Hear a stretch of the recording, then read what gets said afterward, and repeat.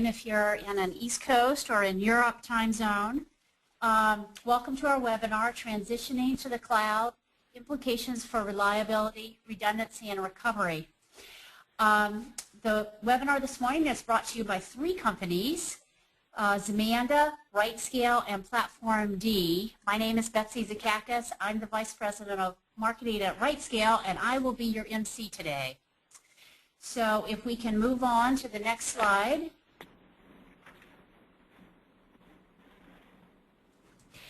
Well, there we are. Okay, so here's who we have. We are pleased to have Dave Nielsen, who's the founder of CloudCamp and a principal at Platform D, moderating the panel.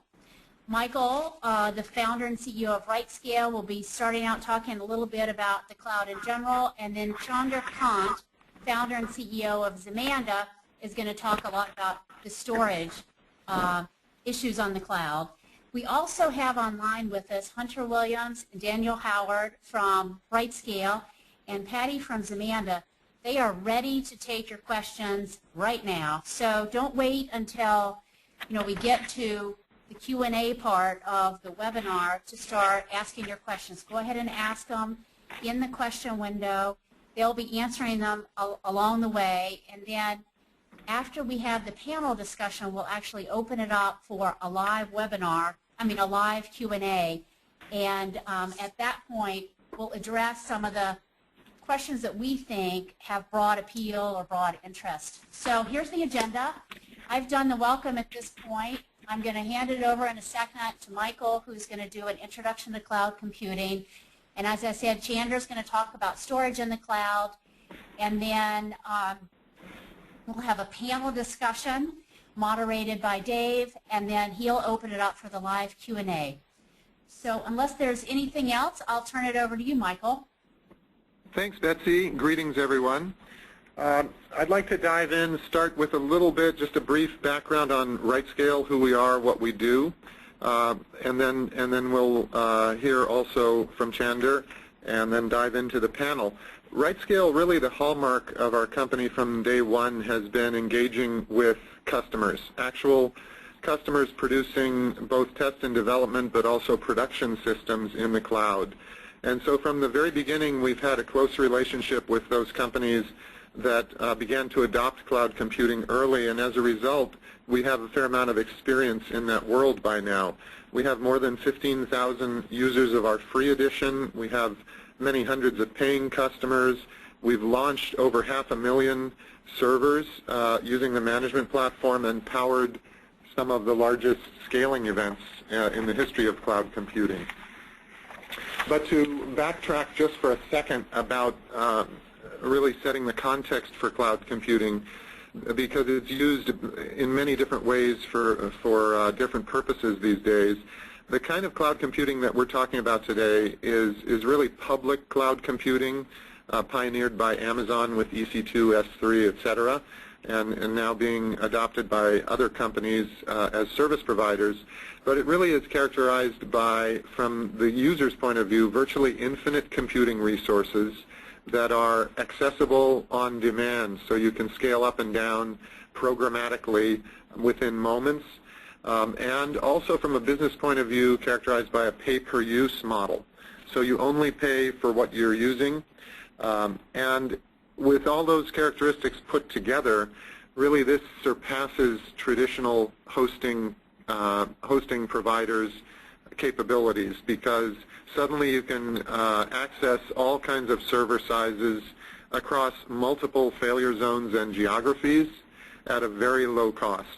And you can also access amounts of storage that are built with degrees of reliability and resiliency that are pretty well unprecedented, as well as operate among different clouds. So it's an exciting time to be involved with cloud computing. And of course, one of the big payoffs here is that if any of us as enterprises try to build this technology ourselves, many of us have, we know that assembling all the servers, the rack space, the power and real estate required, the switches and routers and configuration of all the above, as well as networking, is expensive and time consuming. And so as a result, most of us have been in the past faced with a classic problem in information technology, and that is trying to meet a variable demand, whether it's from external public customers or from internal departmental consumers of IT. The red line in this graph represents variable demand over time, and the blue line represents an attempt, and this is just abstracted, but it's an attempt to provision hardware resources to meet that demand. So as you can see, you either bought a new resource or you didn't, so at a given time the line is going flat or goes straight up. And what you can see is the dilemma that it creates is that you're either over-provisioning, as represented by the green arrow, where you've spent too much money on equipment and capability you're not using, or worse yet, in the pink and red shaded area, you did not provision enough to meet the demand, and you frustrate people, again, either external customers or internal consumers of your services. So the solution is really managed cloud services, again, whether they're servers or storage or networking and bandwidth, so that you can provision on demand, pay as you go, and you escape the dilemma that was shown in the previous slide. One word about, again, where the kind of public cloud infrastructure fits that we're talking about here. We're talking about cloud infrastructure as a service, or sometimes called IaaS. We all have heard of SaaS, software as a service, and there are platforms as a service out there. Really, the environment that RightScale works in, and that we'll be hearing about from Zamanda also, is more or less raw, powerful resources provided as a service at the infrastructure level. And so we at RightScale provide the ease of use and power and automation characteristic of a platform, but built with a lot of flexibility and transparency to let you, for example, deploy any kind of OS or monitoring solution or database along with your application. As part of our role, I think, in the cloud community since the beginning, we've taken time to survey users as to what they're interested in. And so part of the background I wanted to provide for the discussion was this slide, which was a question we asked about what is driving your interest in a cloud management platform. And of course, that's what we provide at RightScale, but others do also. So we asked, what is driving it? And the answers are very revealing. The first thing is that low-level cloud resources are still pretty complex to use. And so people like the idea that they can manage that complexity easily. And a key way to do that is to provide automation of systems, launching, turning off, change control, etc. So automation was another main reason cited. The third reason was a fast on-ramp, and by that people mean, I understand what cloud computing at the infrastructure level is, I just want to start consuming it. Get me on there fast so I can take advantage of it. And part of that is to be able to migrate onto the cloud architectures with a sense of trust about the level of quality in the solutions that you're deploying. So deployment expertise in the solution provider was another key area. In other words, to know that if you're running a database in the cloud, it's built according to best practices, it's backed up, etc. Finally, people cited the ability to have freedom of choice, be able to move from cloud to cloud. So cloud portability was a key factor in that survey. So finally, just to wrap up the overview of RightScale, RightScale is a cloud management system. You see it sitting here in this diagram in between low-level cloud resources, such as those provided by Amazon, Rackspace, GoGrid, and others, as well as private clouds that are coming on. In this webinar, we're more focused on the public cloud, but private clouds are coming on the scene. And people look for those areas of filling the gap between applications that they want to run and the low-level resources. And we do that, again, through automation, through a series of cloud-ready solutions that we've already built, and then expertise and services, both to help companies migrate onto the cloud in the first place, and then ongoing support once they're there. So with that, Betsy, I think as a little transition point, I think you had a poll in mind to run, and I'll hand it back to you. Yeah, so what we'd like to know is how the audience is planning on using cloud computing before we get really focused on storage. So, if you're check as many as you want. If you're planning on using it for backup and recovery, check that. If you are building a website that needs to scale with demand, that's what we mean by scalable website. For grid computing, our customers are using grid computing to do back-end processing or batch processing in the back of any kind of website, or just do batch processing using scalable arrays of servers.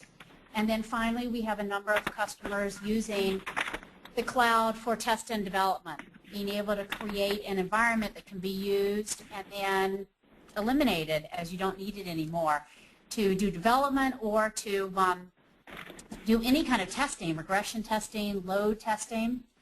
So I think answer these. Anything else, check other, and I think that we have pretty much of our audience voted at this point. So why don't we close the poll, and we'll be able to see the results. And what it looks like is we've got a lot of people looking for test and development. And we are seeing that consistently across these polls, across webinars, a fair amount for backup and recovery and scalable website, and maybe not so many for grid computing. Dave, I'll let you talk for a couple minutes. What are you seeing at CloudCamps? Yeah, we're actually seeing a lot of people who are in that test and development stage, so that does sync up with what we see out there at our events. We do see some people coming in it from the perspective of grid computing too, which is interesting, but I think that might be because what we currently know of as cloud computing actually does have some background and some formative years in grid computing. So I think a lot of the technologists who might come to CloudCamp have entered into cloud computing through a grid computing background, more from a research perhaps perspective, and so that's maybe why we see more grid computing. But I think the average company or customer or user of cloud computing, yeah, they're more at test and development, and then backup is nice and easy to add as a cloud-based solution as well, and so we're seeing a lot of that as well. Great. Okay. I think we're going to turn it over to Chander at this point. Okay, great. Greetings, everyone. So, thanks, Michael, for that introduction to RightScale and cloud computing. Certainly, a lot of interesting things going on in that area. So, let me also very briefly talk about Zamanda and then dive into storage clouds. Zamanda is in the business of backup and archiving. We are the worldwide leader in open source backup. We conservatively estimate somewhere between 500,000 to 1 million systems being protected by Zamanda technologies. When it comes to backup, we believe in open, and when we say open, we mean three things: open source, open APIs, and open formats. By having a combination of these three, basically we give IT managers an unprecedented flexibility and saving of cost, which completely smashes the traditional backup business model, which relies on locking your data into their proprietary formats. One thing that we are also known for is our cloud backup, and in fact one of the things that we noticed in the poll that just was taken is 50% of you are interested in leveraging cloud for backup purposes, and that's great, and we see more and more of our customers moving that way. So today we have thousands of customers in more than 45 countries in the world. So let me first set the stage of what we are talking about here. So as you know, cloud is a term which is used in various different contexts to mean different things. So let me define what we mean by storage cloud and why people are moving towards storage cloud. At the very basic level, storage cloud, the public storage cloud, is unlimited storage available over the internet. So as more and more businesses find that they are drowning in data storage and they are finding themselves buying expensive storage for their own needs, they also look at, hey, if I had a pool of storage available on the internet which was significantly less expensive than me buying expensive RAID arrays, then I would certainly leverage that for many of my applications. And one of the big issues in storage tends to be over-provisioning. While under-provisioning is also an issue in many cases, but in most cases, storage administrators tend to buy much more storage than they need. So most of the storage is not used for lifetime of the storage, causing IT departments to spend more money than they should. And this is something that storage clouds solve very gracefully, because you can use storage as you need it. Storage in a cloud is available using one of the popular open standard protocols like REST or SOAP, and what you will see is various cloud software vendors will provide higher level protocols building on top of these lower level protocols. The cost of using storage cloud is based on actual storage and bandwidth used, and this is an interesting point to always keep in mind in terms of what are you going to be paying for. You will be paying for at least three different elements.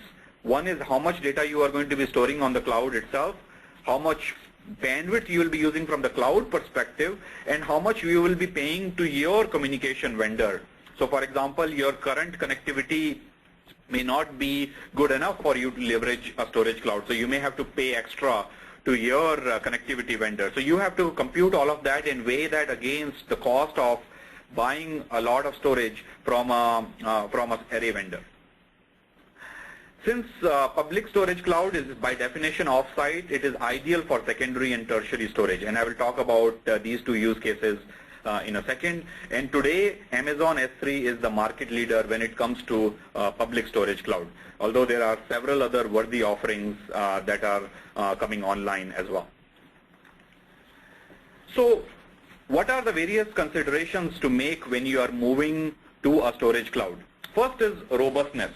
So storage needs to be robust. Data needs to be accessible no matter what.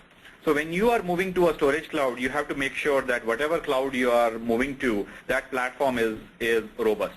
In fact, one of the studies that Amazon did, it showed that S3 is actually 10 times more robust than off-the-shelf SATA drives. So even though Amazon might be using SATA drives in the back end, the robustness work that they have done on top in terms of redundancies both within one data center and across geography make it much more robust than you buying SATA drives yourselves. One of the main reasons of moving to cloud is that it will scale based on your needs. So you need to make sure that the storage cloud you are moving to is scalable. Now cost is an interesting aspect. So while we talked about cost being based on how much you are using, you have to be careful in terms of if that is exactly how that works. For example, when you are using Amazon S3 Elastic Block Storage, the cost is actually based on how much you provision for each volume rather than how much you use. So depending on how you leverage a specific cloud, cost could vary. Another important thing to think about is not just location of your data, but also location of your application binaries. So for example, if your application binaries are located in a section of your machine which is going to be backed up, that gives you one level of flexibility, versus if it is part of the underlying AMI, then for example, every time you update your application, if you were to lose your live virtual machine, you may lose these updates. So that's an important thing to keep in mind. Now if I can have you go away with one takeaway point from this slide, it is this. Make sure that when you are putting your data on the cloud, make sure that the data format being used is open, and the cloud will let you get to your data no matter what. You don't want to be locked up in proprietary formats or proprietary clouds. That will come with huge cost and pain, especially if you have retention policy of, let's say, several years. Okay, so now very quickly, let's talk about the two use cases. So backup, so first of all, storage clouds increasingly get used as secondary storage, which is basically direct replacement for any backup media. So customers are not backing up anywhere in their local data center, they are backing up directly to the cloud. The other use case is using storage cloud as tertiary storage. So this is replacing tapes with a storage cloud. So you still have local backups going on for near-term recovery, but you have off-site vault for archiving purposes or for disaster recovery purposes. Now, an interesting thing that cloud architecture allows you to do, which is almost impossible or cost prohibitive in case of physical shipment of media, is that you can actually move to multiple clouds at the same time or at different schedules. So for example, in this case, a user is moving data to Amazon cloud on Saturday and another set of data to Sun's cloud on Sunday. So switching gears to backup specifically. So why backup to cloud? Many of the core advantages of cloud apply to backup as well. For example, no capital expenses, pay-as-you-go kind of advantages. But there are several others. One of them is disaster recovery. You can access your backed up data from anywhere in the world as long as you have internet connectivity and credentials. So if your data center were to be flooded, you can, for example, recover to another location. Having multiple cloud vendors as a choice vastly improves the robustness of your backup infrastructure. And another key advantage is that the backup archives are available to do other things other than just recovery. So for example, if you have a SQL server on-premise and you back it up to the cloud, that data is now available for other applications sitting on the compute cloud. And in this case, let's say if the storage cloud is S3, the compute cloud will be EC2. And you can have several such applications talking to the data that is now sitting on your storage cloud. So now with that, let me actually pass on the baton to Dave. Dave will take us for rest of the panel. Great. Thank you very much, Chandra. This is Dave Nielsen here from CloudCamp again. What we're going to do next is we're going to start to enter into our panel part of our presentation. And the first question that we're going to discuss in our panel is, actually we're going to take two questions that we get all the time at CloudCamp. And the first one is, what are the most common projects your customers are taking into the cloud? And we're going to let each of you answer that question. And first we're going to start off with Michael. Yes, well, we see a huge variety of projects, really, because the cloud is not that different except for the new pay-as-you-go business model and the virtually infinite resources. We see almost as many projects as customers. It's quite an open, transparent environment. But there are some sort of common sweet spots among the applications that we see, and they kind of fall into three areas. One is public-facing websites. With usually database back-end, complex public-facing websites. Examples of that are customers Playfish, which is an online gaming site, or ESPN has a social site around fan profiles. Virgin Atlantic just launched a new site. So public-facing websites, number one. Number two, batch and grid processing. So this is a different kind of application that takes advantage of the elastic nature of the resources. An example would be our customer TC3 Health, which uses the cloud for back-end processing of insurance claim forms to determine which ones are fraudulent or improper. Another example would be video transcoding. Finally, different kinds of applications that focus on content distribution. And that takes different forms, not just images and music and media files, but for example, our customer Genuitech is using the cloud to drive a software update site for their Eclipse programming plugin. And then finally, all of these, as you mentioned, use the cloud. As you mentioned, Dave, use it extensively for test and dev as part of those projects, sometimes focusing mostly on the test and dev aspect. Great, excellent. Okay, Chandra, why don't you go ahead and share with us the common use cases you see? Sure. So in terms of use of storage cloud, we certainly see ever-increasing use of storage clouds as secondary storage and tertiary storage. So today, latency issues make it somewhat prohibitive for many applications to use storage cloud as primary storage, but as secondary storage and tertiary storage, storage clouds are almost perfect. So we see a lot of uptake in web and media space where users are already intelligent about using web-based services. Put the main cloud impact out there, And we see a lot of use case for compliance purposes as well.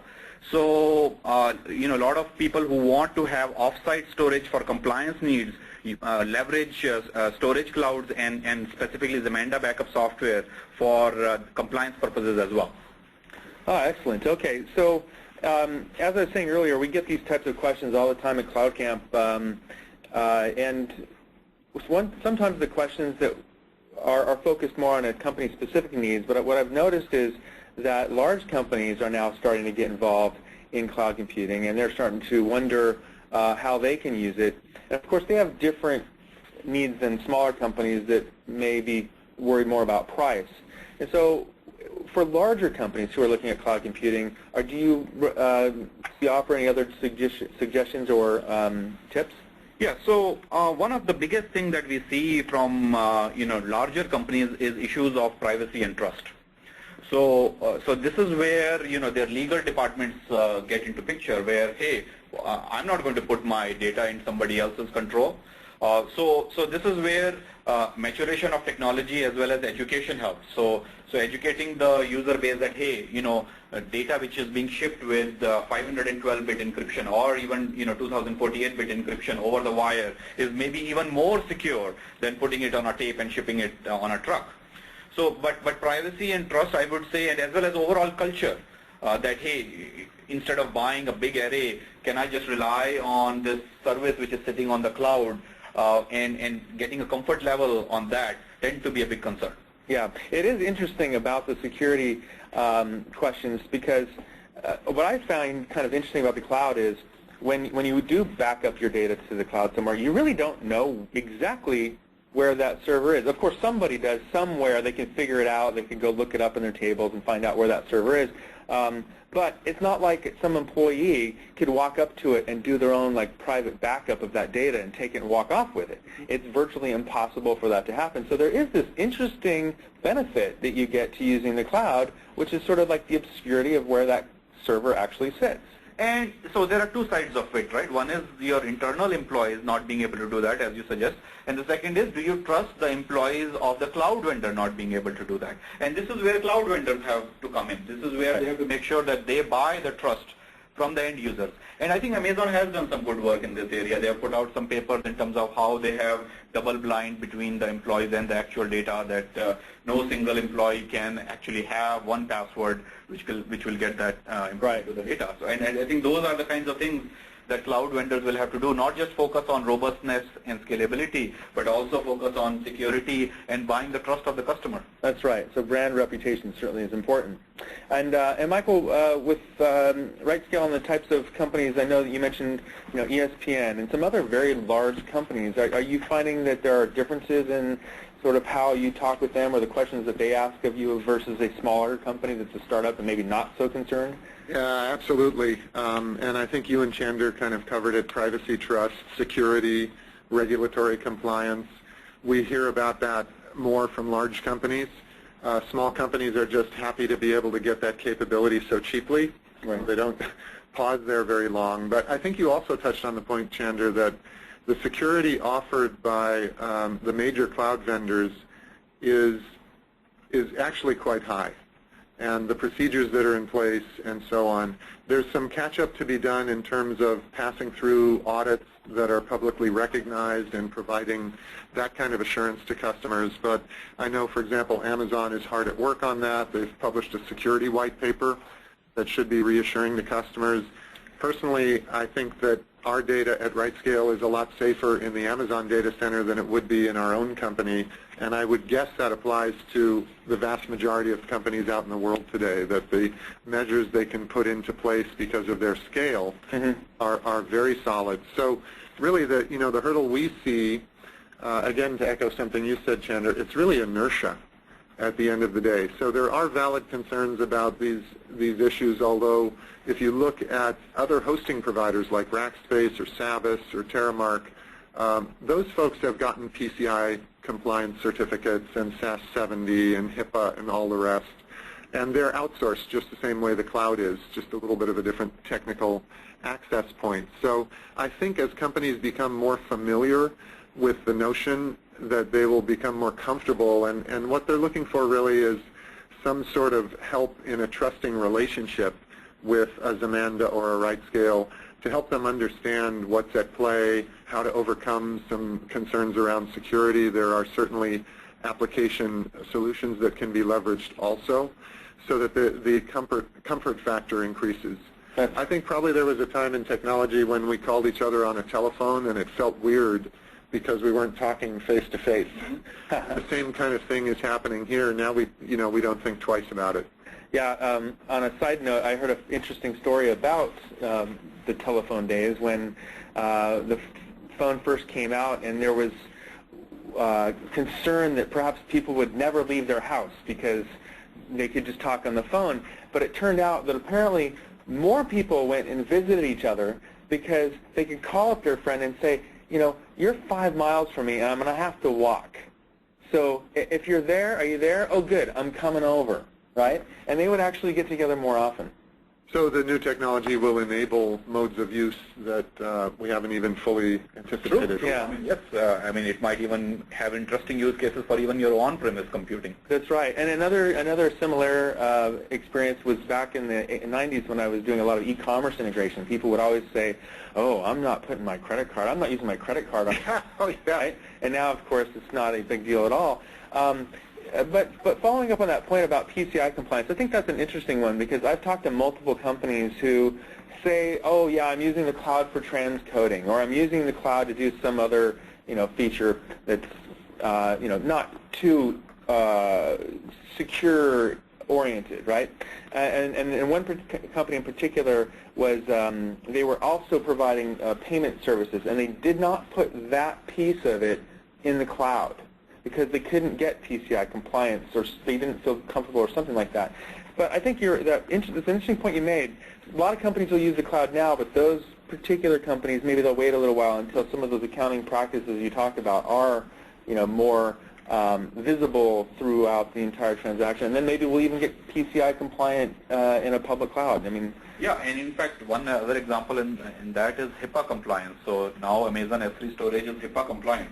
Yeah. So suddenly, something which used to take millions of dollars to do, securing your storage and getting it HIPAA compliant is something that is done by an outside provider. Yeah. So suddenly we are actually seeing a new interest from healthcare providers to look at our solution to move some of their data there, because they bypass lots of these audit costs. They don't have that. Those are significant costs. I've heard, I forget which compliance it was, but it was a minimum of like $100,000 just to get compliant. I mean, there's a lot of money. Right. So best practices are possibly easier to do for some of these large cloud vendors than a company on its own.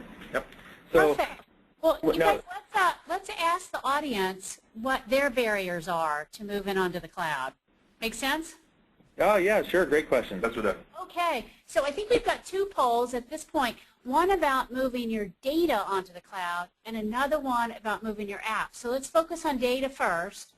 And let's see if people are most concerned about what we were talking about, privacy and security, or they're concerned about cost of bandwidth, or maybe the complexity and how much time it will take to actually get their data onto the cloud.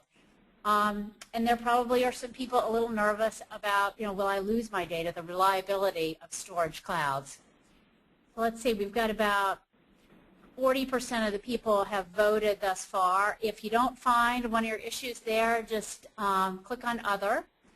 And when we get to about 70%, we will close the poll and show you the results.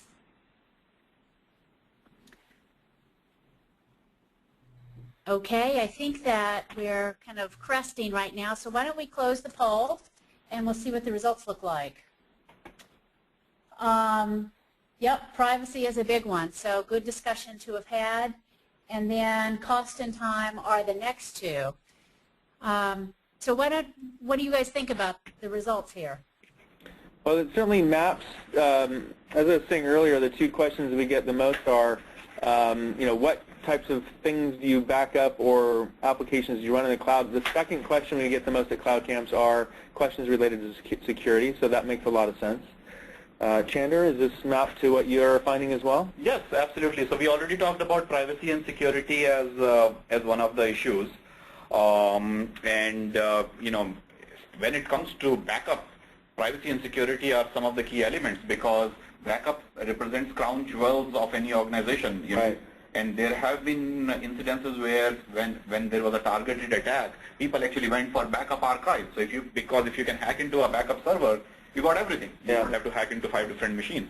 Now, I noticed that one of the answers, the solid answers that we have today for securing your data in the cloud is to encrypt it before you put it onto the cloud. Do you see a lot of customers doing that? Yes, absolutely. So when we launched our cloud backup offering, the very first feature was that it was encrypted using AES encryption before leaving your premise. Now, here's the interesting part.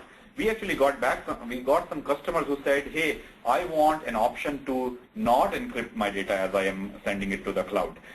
Give me a performance option. So because we were having about 10 to 15% overhead of encryption, people were saying, hey, the data that I'm moving is already public data. So for that data, I don't want encryption. Like stock photos of products. Exactly, like that. That's important data, but not sensitive data. Interesting. So people want to have different level of encryption for different kind of data, and honestly, end users are very sophisticated. As long as we give them the proper options, they will take the right option. Now, with encryption, just because I know this is a very sensitive issue, I want to be very clear about this. If you do encrypt your data and then put it up on the cloud, are you still exposed? Are there still risks? Because it seems to me that might be a pretty foolproof solution. It is very foolproof. I mean, as long as you keep your certificates secure, so that is basically as good as keeping your house keys secure. Right. So as long as you have your certificates secured with you or only with select personnel, the data is as secure as it gets. It will take many centuries for the best supercomputer in the world to be able to crack into this encryption. So then really the solution is you can use the cloud to back up, use encryption, but then you also have to have a good policy around your own keys. And absolutely. That goes with any security policy. Right. Ultimately, you have to secure your own keys. Right. Okay. Excellent. Now, I noticed that the third answer was time and complexity, I believe is what it was. And I know a lot of people look to RightScale for helping with those types of issues. So are you finding, what is your offering, Michael, for companies who say that that's their problem, time and complexities in moving to the cloud? Right. So we have a couple of answers. One is that we have a whole collection of prepackaged components already built, what we call server templates and deployments, which are clusters of server templates for common uses, scalable web front ends, grid frameworks, databases like MySQL, including components that can actualize and incorporate Zamanda's backup. So these provide a starting point for companies to take as a solution that's already running. If they want to customize it, configure it, no problem. And then the environment is also open for them to build their own solutions. So that's part of the reduction of time and complexity. The other is, we'll talk more about it later, the on-ramping procedure. That's right. But we seek in the beginning to assist companies to get on the cloud fast by the professional services that we offer. And we'll talk more about that later. That's right. In fact, I think, Betsy, was there going to be a second question relating to apps? Yeah, let's do one more. We'll hide this, and we'll go into our second poll, which is really about moving your applications to process in the cloud. And so, we've heard that, in some cases, there isn't the security SLAs or regulatory compliance there yet. Maybe people feel like they don't have control of the underlying infrastructure if their apps are out on the cloud. Many people have expressed concern about being locked into a cloud provider or a specific development environment. So select all that apply, and if none of these, select other.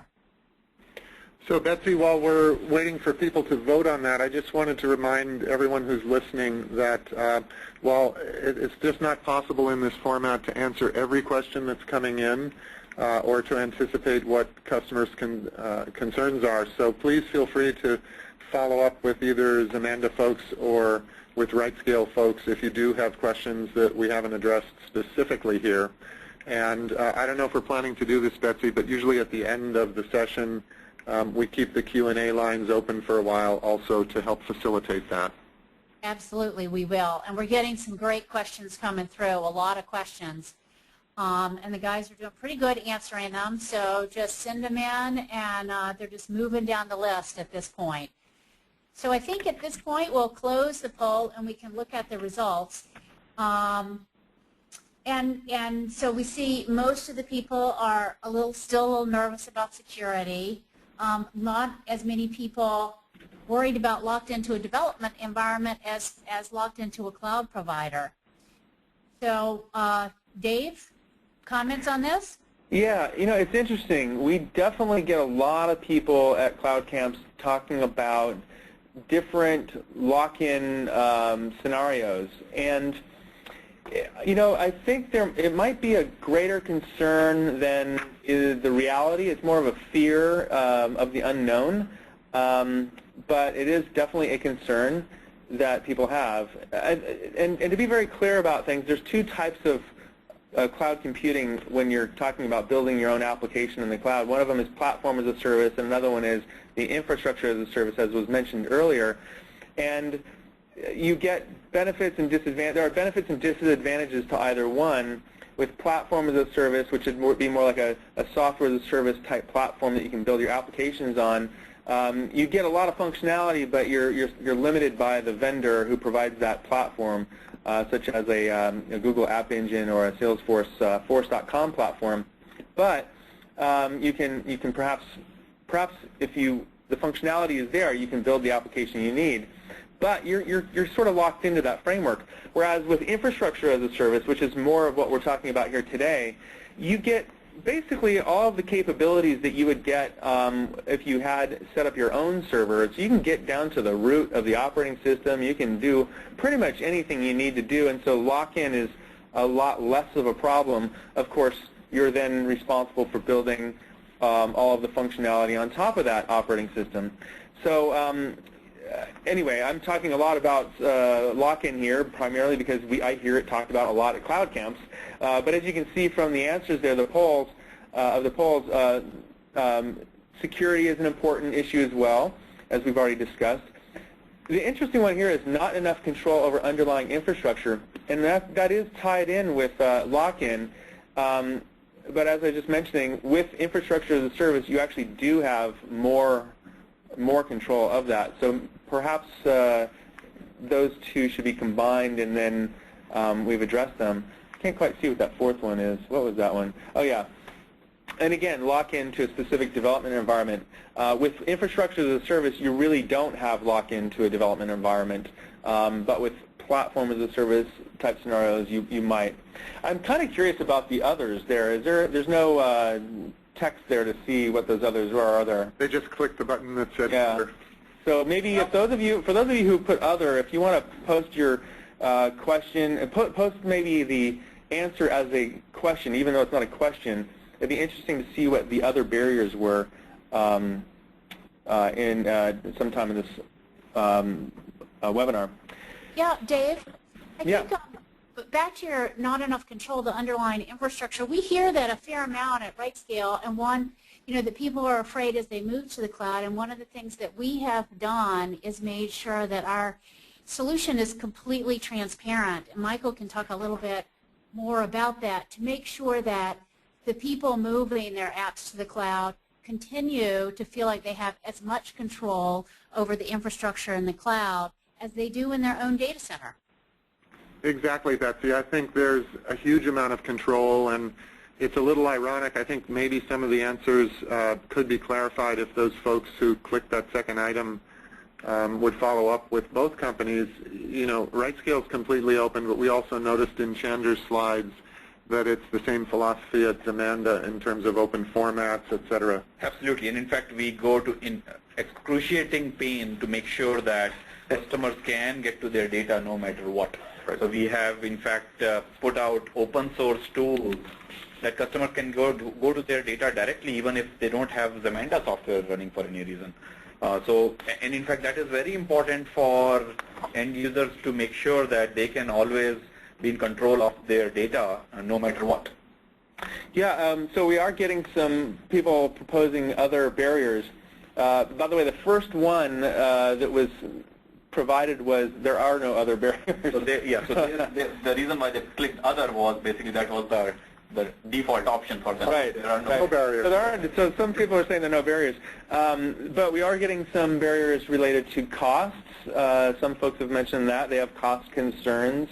There are some other folks who say performance is an issue. Now, what's interesting about performance is that right now, for the most part in cloud computing, we're sort of getting a one-size-fits-all type of hosting environment, right?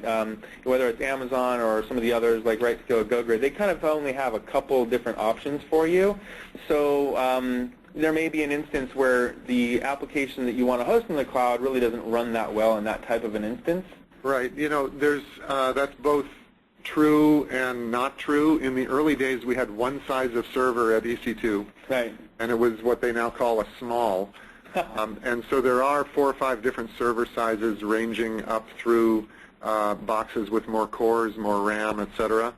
But there is this notion you're essentially launching virtualized machines, so they come in these 4 or 5 sizes, and there are cases where companies are used to more customizability in the type of machine that they're looking for.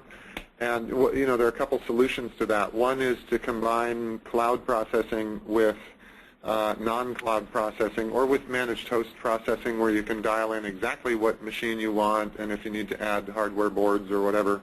And the other is to do a little bit of rethinking of the application in order to distribute it across these more commodity sizes of machines. And there are many gains to be realized by doing that, among them resiliency, redundancy, ease of deployment, etc. You get into a world where there's less of a single point of failure if you're not relying on customizing an individual machine so much. That's right. That's right. We're definitely seeing those types of benefits already.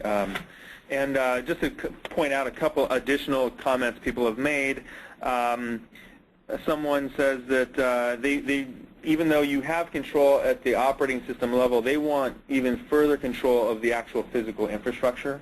So you may have some specific need where that's a requirement. Obviously, that doesn't work very well today. Knowledge. They don't have the knowledge to. So there's definitely a lot of education that still needs to occur. You know, I know that both of your companies are helping people via webinars like today, and also at CloudCamps and in your own training. So, in fact, CloudCamp is a great place to go for getting educated on cloud. I think they are very well received. And when's the next CloudCamp coming up? Next CloudCamp is Wednesday in Boston. So if you're listening from Boston, please look that up. That's right. Yeah. And okay, one other one here was Windows. They're using Windows, so maybe they're using a version of Windows that is not currently supported in the cloud, right? I think there's only one version that's currently supported, maybe 2003 server or something like that. Right. Recently, Amazon started supporting some Windows, and also look out for Azure Cloud coming up. So many of the Windows-based applications will be supported in Azure. Yeah, that's right. That's right. Okay, so we'll go ahead and move on. We've got, I think that's it for the polling. We'll move on to the third question, which is, what are the short and mid-term technology milestones that IT managers should look out for as they plan migration to the cloud? And Chandra, we talked about this briefly the other day. Why don't you go ahead and explain what that means and what they should be looking for? Sure. So, you know, some of the things we already mentioned in terms of how do you really transition from on-premise to the cloud, and that's where, for example, technologies like RightScale come to help and look for, you know, all the innovation that RightScale is doing in this area. Specifically to storage cloud, one of the big areas to look at is what is the bandwidth or connectivity between you and the cloud, and how much data do you want to migrate in how much time. So let's say if you want to migrate about a terabyte of data over a weekend, which is something typical that many small or medium-sized companies do you really have the bandwidth to be able to do so? So let's say if that terabyte is compressed and the final data that you want to move is about half terabyte, that will require you to have about 25 megabit per second of uplink bandwidth. Now 25 megabit per second is today available and affordable in some locations, but not in all locations. So you have to look at when is your connectivity provider going to offer you 25 megabit per second at a price that you can afford.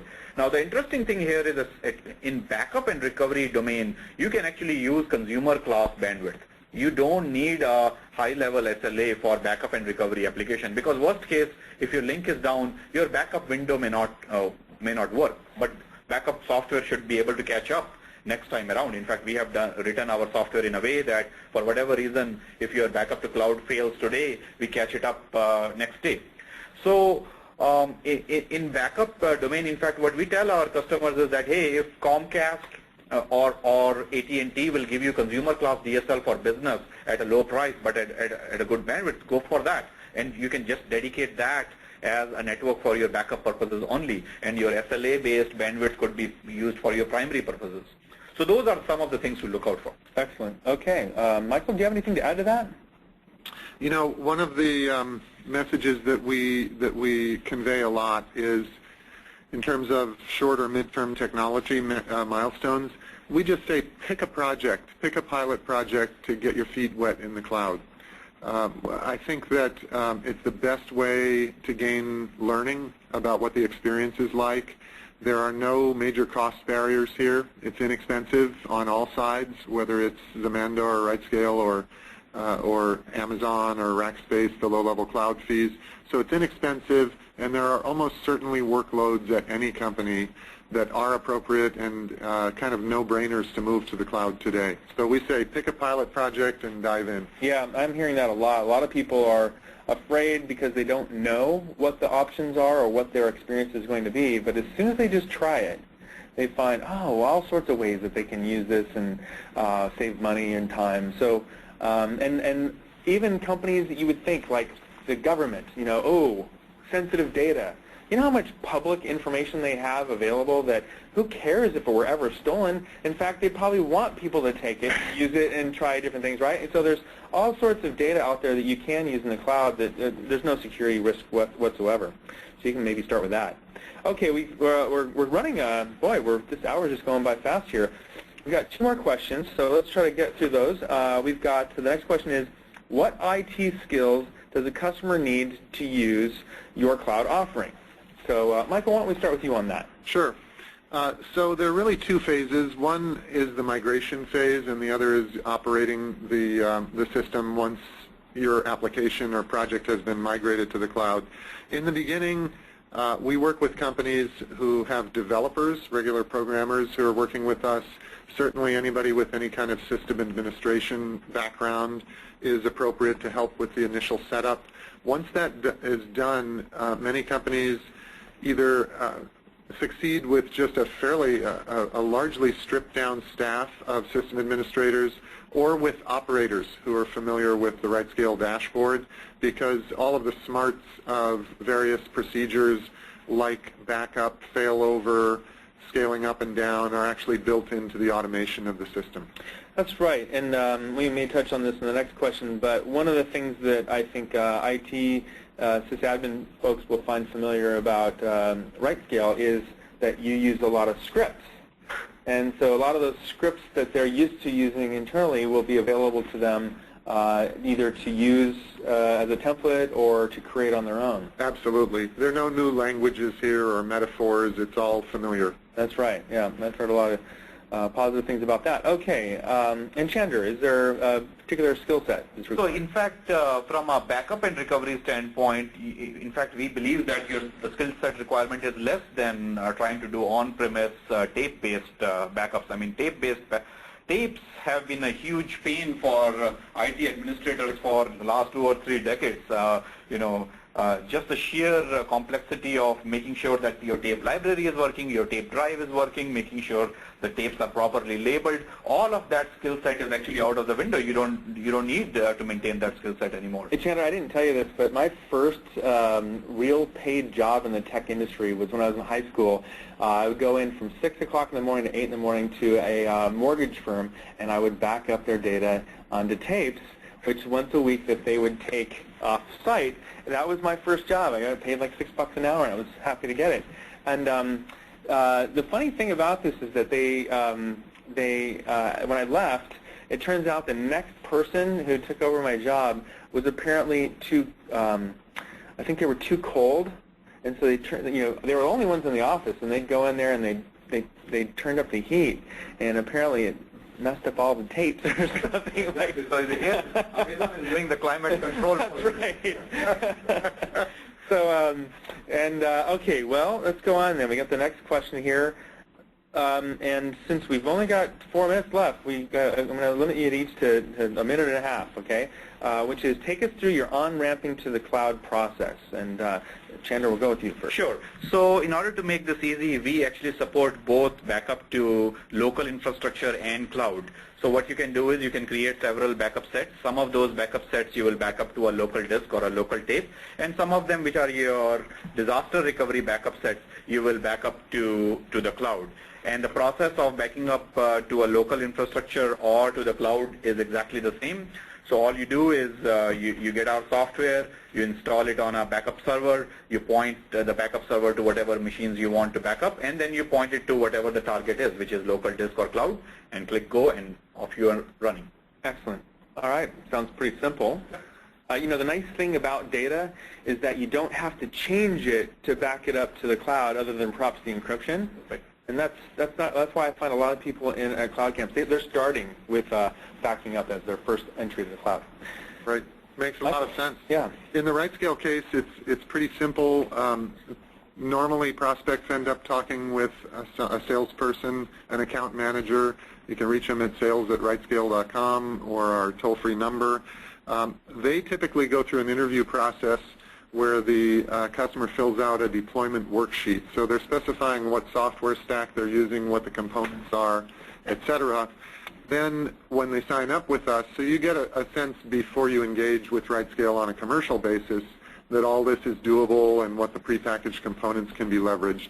Then there's really just a single phase of initial coaching and service engagement, which is the on-ramping process itself, where the customer is tied to a particular services representative who then continues with them over whatever period, a few days or a couple months, depending on their schedule of their own internal development resources to get moved over to the cloud, at which point then they will find that they have an entire cycle of life cycle development tools that they can use, moving from test and dev to QA through to production systems, staging and production systems, and then back around that circle. I've never yet seen an application that went on to the cloud or any environment and never changed once thereafter. Right. So these things are always evolving, and that's part of the tool set that we provide. Right, and applications do oftentimes, in fact most of the time, do need to make some changes for them to run effectively in the cloud. And companies like Amazon and the other cloud providers, they don't offer these consulting sessions really. So it's great to have a company like RightScale that not only will provide you some some technology and services for managing your application, but also provide you some of those consultative answers to kind of hold your hand as you make that transition. Right, right. It is in some ways a new world, so it's nice to have a guide. That's right. A number you can call, somebody that can share your concerns with and tell you everything will be okay. Right. All right, so we're just about out of time here. And I'm not quite sure I can read this question, but enterprise solutions being completed in the cloud, right? Okay. So we do have a question from the audience. We're running out of time here, but I'm going to take one question, which was, what are some examples of enterprise solutions that you are seeing running in the cloud? Chandra? Sure. So, I mean, we are seeing all kinds of enterprise solutions running on the cloud today, and I think, Dave, you mentioned about different levels of cloud. So, different enterprise have moved to the cloud in different phases. I think QA and test definitely tends to be the first service that moves on because cloud is such an excellent platform to do scenarios. You can test a scenario in cloud that you just couldn't do in a physical world, and many of those tested scenarios then turn into a production application. So that's actually one of the areas we are seeing, and as I said before, we are certainly seeing a whole bunch of enterprise backing up they're replacing tapes with clouds. Lots of enterprise data going into the cloud. Yeah. Yep. Okay. Right. And Michael, how about you? What are you finding? So, in addition to the ones I mentioned, some of our big customers, one of them is Eli Lilly, are using the cloud for internal collaboration websites, things like wikis and internal blogs, things like that. In addition to statistical analysis, compute-intensive processes, grids for batch processing. Yeah, lots of that. That's right. That makes a lot of sense, especially where a corporation just doesn't have the time, the budget, the space to buy those thousands of servers, the time to wait for them to arrive and set them all up. And if they have a batch-intensive process, the cloud is really the place to go. All right. Well, we've run up against the hour. I want to thank the audience for providing some questions, even some answers, and in true CloudCamp style. Betsy, do you want to take it from here? Yeah. So this is the end of our formal part. We will leave the webinar open a little bit more in case anybody has questions. We're continuing to answer them online. We wanted to thank everybody for coming. We hope you learned a lot more about the cloud, about cloud management platforms, about storage in the cloud. And we also hope that as we pretty frankly discuss some of the barriers, you're seeing that those barriers are indeed becoming overcome by many of the things that we're doing and that the other cloud vendors are doing. We hope that you'll take advantage of our free trial. We do offer that on our website, and that you'll take advantage of the expertise at Zamanda and in Dave's new organization, Platform D. So feel free to go to any of our websites, contact us, and if you haven't taken advantage of Cloud Camps yet, I really encourage you to go and get involved with the community that is becoming more and more active around cloud computing. And if you go to www.cloudcamp.com, CloudCamp, one word, no blanks, singular, you can find out all the dates and locations, and there probably is one close to you. So with that, I thank you very much, and we hope to talk to you on another webinar. Thanks, everyone. Great. Thank you. Bye-bye.